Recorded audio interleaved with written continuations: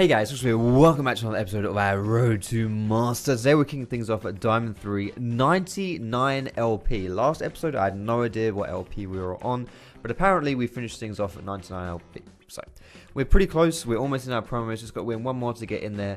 Let's see what we can do. So for the first game of the day, boys and girls, we're playing some Gragas jungle, abusing the meta with the fat man with the big belly. No, we're not playing fire, we're playing Gragas. As you can see, Gragas is far too handsome to be fire. And bot lane is the meta right now. Camp bot lane, get bot lane ahead. Bot lane will carry you, bot lane will win you the game. So that's what I'm doing. I'm 2-0-2 so far, already going for bot lane plays, going for some more bot lane plays, snowballing the bot lane. Tristana scales so hard. This game's easy peasy, lemon squeezy in the bag. Boom. Alright, forget about that game. That's just, you know, that's a one-off. That stuff happens. It's okay. So, game number 2, we're playing some Jarvan, going for the level 3 cheeky invade cheese. I like to invade level 3 just to spot out where the enemy jungler is. Worst case scenario, you get information as to where he is. Best case scenario, you can do things like that. And I didn't even die, and I'm not lying. Look at my score, 1-0-0. I did not even die doing that. However, I did die doing this. A little bit too ham, a little bit too aggressive. And also I see a nice opportunity here. Jace is on like 20% health. Let's go and kill him. Wait, never mind. He's got lethality. He one combos me with his ignite. I should have seen that one coming. I want to see it's a bit too aggressive, but still that was a bit surprising for me. But one of the reasons why I like playing Jarvan is because you really only have one role as the game goes on. There's only one thing you've got to do, and that's go in and be ballsy. And I can do that. That's pretty easy to do. So like here, you initiate the play. You jump in with the Cataclysm. You start things off. And this is a really good fight for us, considering we're quite far behind this game. You get a good engage, boom. Easy peasy lemon squeezy, Bob, Drunkle, Bernie, Janan. There we go. This game, my build though, I probably shouldn't have gone for the Titanic Hydra, honestly. But this was like this is one of those games where everyone just got caught out 24/7, and I was getting really frustrated with it. And then I did it just there, you know, like I was kind of not really respecting, honestly, how strong the enemy team was, because I don't know, I face checked with, yeah, I don't know, wasn't expected to die basically, considering I'm full tank Jarvan, but. Should have respected that stuff, used my brain a little bit more, and a bit of an unfortunate one, but I made enough mistakes I know I need to improve on. So I said we were 1 LP off of getting into our promos. Well, we are now 39 LP, never mind, that's a bit of an EU maths right there. 39 LP off of getting into our promos, 61 LP is where we're at right now. We're playing some Gragas because I didn't really like that last Jarvan game. Cinderhole Gragas, I do not like doing this, but we had no tank on our team whatsoever, and I wanted to try and snowball top, but he just dies before I can get there. We are 6 minutes into the game, and we've got 4 deaths as a team already, so this is going to be a bit of a tough one. I'm going to try my best to get things going. Rengar, as a jungler, he can fall off, honestly, if you play it smart and you can deny him, you can cock block him, and I think Soraka, as far as it goes, is good at doing that, so... as long as Rengar doesn't get really far ahead, it shouldn't be a problem this game. They do scale kind of nicely with gangplank and stuff, but hopefully we can still, you know, get things going. It shouldn't be too big of a problem. This is a bit of a miscommunication play here, though. Lux wants to chase. We don't want to chase, and she just dies to Victor. But part of why I like playing Gragas, which is also what I was mentioning with Jarvan last game, is you just go in, you jump in, you initiate plays. And you've always got a chance to do stuff, which is what I've been trying to do here. But these guys are really bloody strong this game. Pretty scary. Tanking hooks is never really a good thing, but I jumped to freedom. Oh, no, not freedom. No freedom here, just death and misery. And yeah, really rough game. 6 kills to 25. I had 2 deaths up until this point as well. So honestly, this is probably one of those games that I wasn't able to win. I just wasn't going to win, just too difficult. But it's not worth getting frustrated about, because I need to focus to improve what I could have improved on, because that will impact games where I could win, like the last game, which I lost because I didn't play well enough. It's okay to lose games by yourself. Sometimes that just happens. You can't win every single game, but focus on what you can improve on. So in the next games, you can take that into the next one and win those ones. Bit of a ramble there, guys. Basically, essentially what I'm saying is that sometimes you can't win every single game, and that's okay. We're playing Gragas again here, though, because I feel like he's still my best champion, so why not play some more Gragas? Why not abuse some more of the meta? And like I said at the very first game of the day, it's bot lane meta today, lads. So if you follow bot lane and get them ahead, boom, good things will happen. And this is really cheeky here. We've got the advantage in bot lane, so we can roam for this play. Warwick just used his smite and his flash to get out of the dragon pit there. So boom, easy peasy, free Infernal Dragon. No, wait, never mind, we're a bit too lazy. That happens in solo queue though, honestly. I should have just left the Infernal there because I know we wouldn't. We were way too lazy for that. That always happens in solo queue. And as Gragas, I can't like, do it very quickly by myself. But still playing around bot lane, trying to get the counter ganks and stuff like that, important because like we say, bot lane is the most important lane right now. They can carry the game, especially when you've got a Kalista on your team. Kalista is probably the strongest lane phase AD carry right now in my opinion. So she can snowball pretty hard, and as long as we play around her and let her snowball, she should be able to do some good stuff. So that's the plan today, boys and girls. Some nice Gragas ultimates today, actually. I'm a little bit surprised watching this stuff because usually I'm terrible at that shit. But no, we've had some good ones. Warwick is a beast, just, hashtag just Warwick things. But if I die and Kalista doesn't, then that's all good in the hood. I'm okay with that stuff, so no problem. Also, we don't just have Kalista here. We've got Riven as well, who's pretty darn strong. But still, finally, for the first time today, we've fallen down to, what was it, like 40 LP or something like that. From 99, and we're going to pick up our first victory of the day. But I think what's quite important to take out of this game, guys, is the fact that I was able to play around bot side, which is important by itself, but also the fact that even though I had quite a frustrating game last game, which was one which in my opinion I just think was probably too hard to win, we were losing before I even had a potential to do stuff to change that game, I didn't let it tilt me and frustrate me to the extent where I would then lose the next game. So yeah, essentially, if you have bad games, it's cool. Don't tilt, focus on the next game. Each game is an individual game, separate from the previous one. So we get auto-filled this game, guys. Legit auto-filled mid lane. Mid lane is, I think, the most popular lane in the game, and we were auto-filled to mid. I have not played Orianna in way too long. I haven't played mid lane in ages. So we had a bit of a tough matchup here. Syndra into Orianna. Syndra is one of these champions in solo queue, in my opinion, who's just like, I don't know.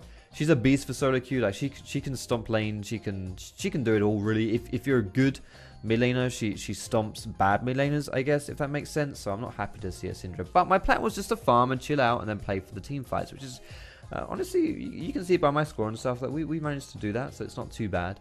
Frontline Sivir is not an ideal strategy, but it's not too bad. But it was a little bit rough this game because the Vayne did get kind of fed, as you can see here. Like we're 20 minutes in and she's already taken over team fights. So she was a little bit scary this game. But honestly, like, I feel like in a game like this, I just play my best to kind of farm up and not be a detriment to my team. That's partially why I play Orianna in the first place, because, she's got so much utility. It's hard to suck on her and not be useful. But yeah, getting caught by Syndra here is definitely not good. And I was really looking for the window for the good shockwave, but it was so hard to find that. It's just really difficult like this. I mean, we're not even getting a good team fight going down here. That honestly was not a bad shockwave, but it doesn't do anything, like that doesn't achieve anything there. It's too late, honestly. Just a really tough game, really difficult one to play, and I managed to not win. Still, there were some things for me to work on, but overall, I just farmed out. I played it chill, and it could have gone better for us, but it also could have gone a lot worse. Still, that was that game. This is this game. We're playing Gragas again, the only champion I've won on today. But still, I'm playing some Thunderlords Gragas because that's a lot of fun. Now, this was really like, holy shit. I'm full health. This guy's 0-2 at this point, and he literally throws his shark out at me, and I'm dead. Boom. I'm just done. I mean, I don't have any health or anything like that, so I guess it's not overly surprising, but still, that was just absolutely garbage. And this is absolutely garbage as well. What are we even doing here? I don't know. I shouldn't have followed that thresh. That was terrible. Should have pinged him back. Should have been more chill there. Excuse me. But why I like playing the Thunderlords, Runic Echoes, Gragas is for reasons kind of like you're seeing now. You have a lot of damage, so you can have more like individual impact, I guess. You're not just like your AD carries bitch. Which is not really my playstyle, I guess. I find that hard to play. Tried to time the ultimate there with the Fizz Zonyas, but I failed it, sadly. But it's okay, because, I mean, this game is...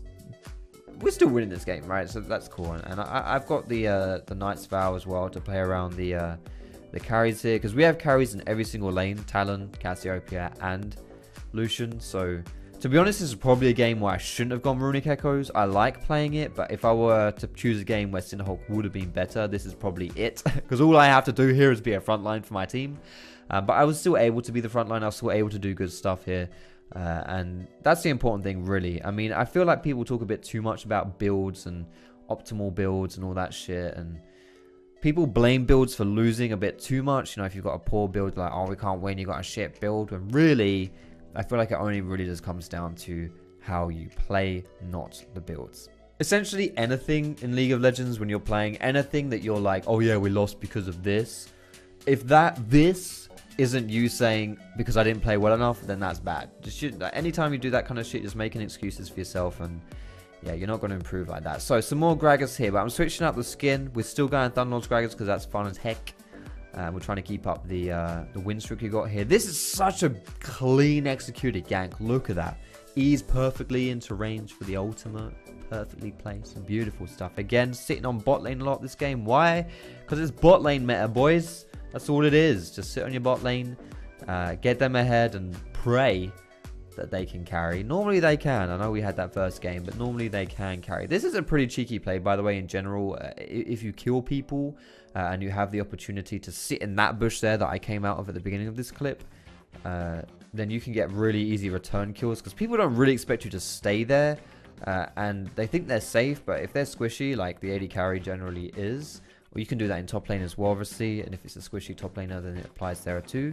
Then you can still get some kills. Like, it's a really nice way to just get a bit of a cheesy way to get some kills or get some harass or whatever, but still another victory in the bag, boys and girls. There it is. We're climbing back up to where we want to be to get into our promos. Let's go. Penultimate game, we are playing, surprise, surprise, shock alert, we're playing some Gragas again. You might be a little bit upset to hear that this is the penultimate game. It means there's this one and the next one, and that's it. However, the beauty of YouTube means that if you've not had enough of seeing Shad on your screen, you can just rewind and watch this as many times as you want to see him in the corner there endlessly. An infinite loop of Shadwell. Beautiful stuff. We got a little bit greedy in that last play there. I caught Vel'Koz out and I did a lot of damage to him, but I should have left it at that, honestly. I shouldn't have kept chasing him and going for the kill. I should have just left it at the harass and ran away, because, yeah, a little bit too deep there.